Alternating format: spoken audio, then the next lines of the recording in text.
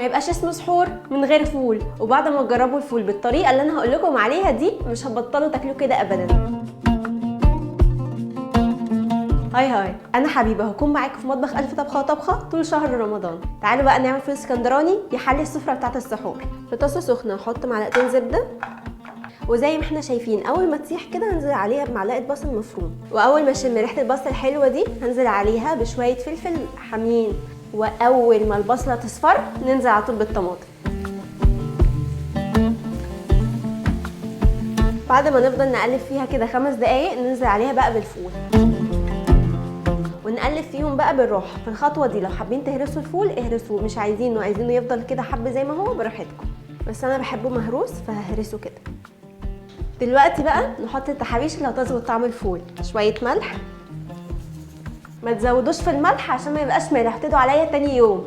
طالما سحور يبقى نقلل في الملح شويه.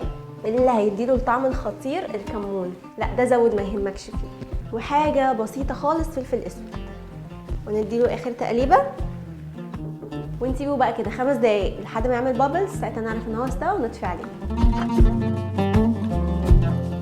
ريحته خطيره. انا هروح اتسحر وانتوا ما تنسوش تعملوا لي لايك وشير وكومنت وتسحروا بيه انتوا كمان.